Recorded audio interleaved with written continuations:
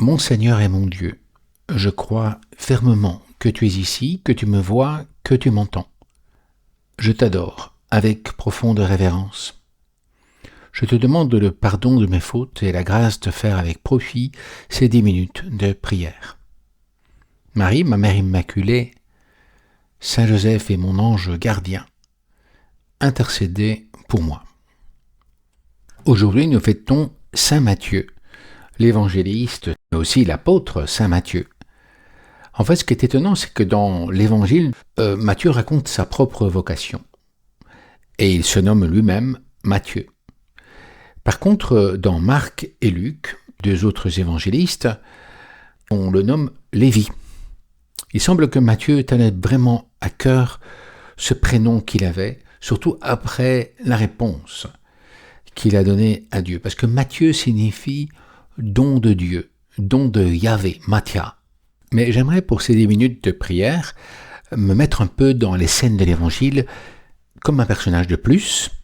Et dans le cas particulier qui nous occupe aujourd'hui, je vais faire un peu comme une pièce de théâtre dans laquelle je joue le personnage de Matthieu qui raconte la réponse à l'appel de Dieu.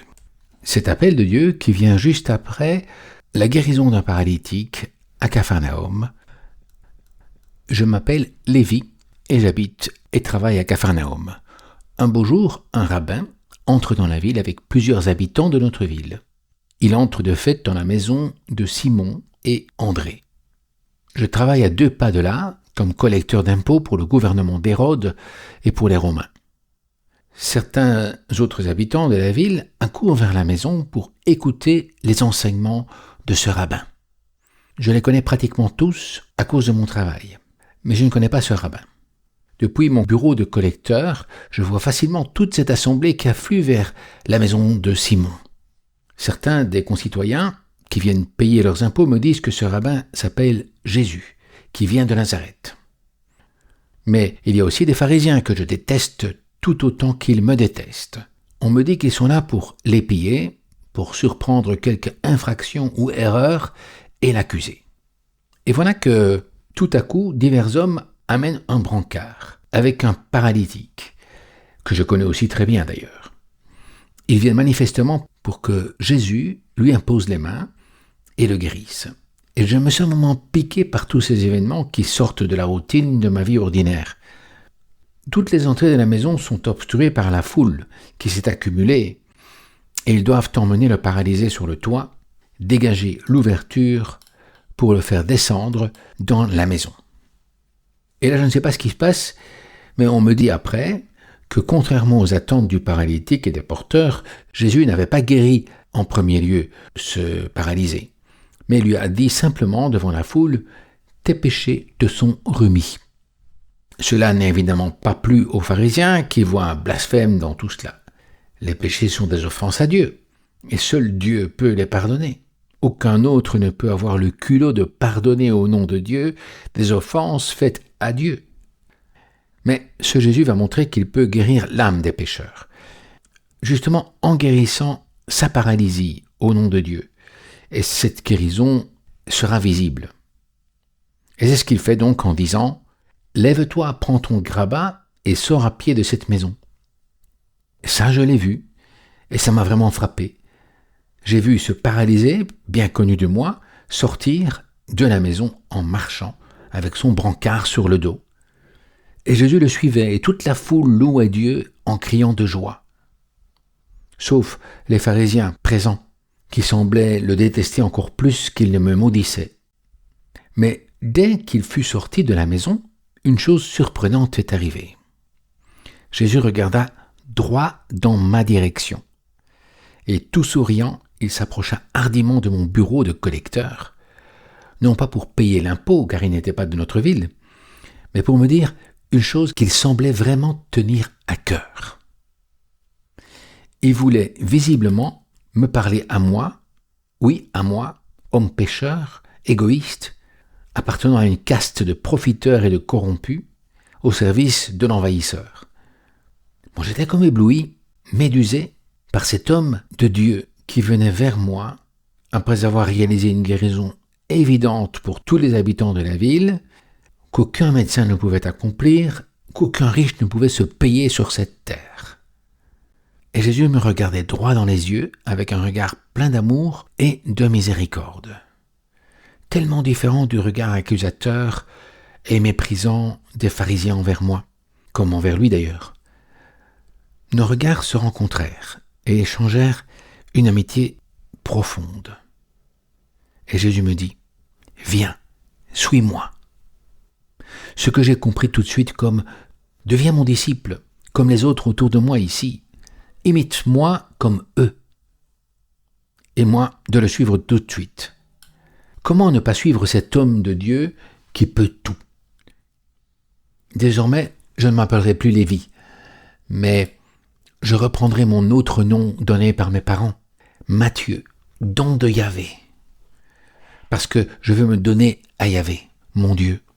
Et parce que Dieu me donne cet appel direct à le suivre. Cet appel, cette vocation, est le plus grand don qu'il m'a fait en ce moment. Il m'appelle à travailler à ses côtés pour réaliser avec lui ses plans. Ces projets que je ne connais pas, mais que Dieu et lui connaissent bien. Tu sais, si tu le connaissais bien, Jésus, comme moi je l'ai vu et connu alors, eh bien c'est quelqu'un que tu suivrais partout, jusqu'au bout du monde. Il inspire une totale confiance, une sécurité supérieure absolue. Tu sens que c'est une offre divine que tu ne peux pas refuser, et qui m'a de suite rempli de joie et de sens d'accomplissement de ma vie, d'utilité fondamentale pour l'humanité, et qui dépassait tout ce que j'aurais pu imaginer ou désirer. Et donc, je décidai de mettre mon talent de savoir écrire en prenant note pour ne pas oublier sa parole et gestes et le raconter à d'autres. Et de là vient mon évangile, justement. J'ai alors organisé une grande fête, invité des amis, que beaucoup de pharisiens détestaient d'ailleurs aussi. Et ces pharisiens ont interpellé divers disciples pour remarquer que Jésus mangeait avec des pécheurs, ce qu'un bon juif, selon eux, ne doit pas faire. Mais Jésus leur dit qu'il était venu pour guérir non les justes, mais les pécheurs, comme un médecin qui guérit les malades et non les bien portants. Et Jésus leur ajouta qu'ils devaient essayer de comprendre la parole dite par le prophète Osée 8 siècles auparavant. C'est la miséricorde que je désire, et non les sacrifices. Ces pharisiens étaient fort attachés au commerce des sacrifices, en fait. Mais ils semblaient ignorer certains avertissements importants des prophètes de Yahvé, des hommes de Dieu. Jésus ne sélectionne pas ses apôtres ou ses disciples selon des critères humains, critères qui souvent pourraient faire penser à de la discrimination, de l'élitisme, du parti pris. Lorsqu'il appelle des personnes à réaliser le royaume de Dieu, Jésus appelle tout type de personnes, les pauvres et des riches, des bien portants et des handicapés, des hommes et des femmes, des vieux et des jeunes. Et ça se voit non seulement dans l'appel que Dieu m'a fait, mais aussi celle du jeune homme riche, de l'aveugle Bartimée, de Marthe et de Marie. Bon voilà, comment on peut imaginer toute la scène de l'appel de Matthieu. Mais toi et moi, nous sommes aussi invités à nous rapprocher de Jésus et à nous laisser approcher par lui. Un ami, un événement comme celui du passage de Jésus à Capharnaüm peut aussi servir à Dieu pour nous appeler à travailler pour lui. Pense à André Frossard qui a rencontré le Christ comme ça dans une église lorsqu'il est rentré là, alors qu'il était athée. Certainement tu es aussi appelé à le faire, là où tu es, dans ton travail, dans ta famille, dans tes loisirs. Saint José Maria écrivait « Que ta vie ne soit pas une vie stérile, sois utile, laisse ton empreinte, que rayonne la lumière de ta foi et de ton amour, efface par ta vie d'apôtre la trace visqueuse et sale qu'ont laissé les impurs semeurs de haine, et embrase tous les chemins de la terre au feu du Christ que tu portes dans ton cœur. » Le pape nous rappelle avec insistance l'importance de la miséricorde et aussi de l'accueil joyeux de cette miséricorde de Dieu envers nous spécialement dans les sacrements de réconciliation et d'Eucharistie. Reprends par exemple la prière du Salve Regina. Salut ô Reine, Mère de miséricorde.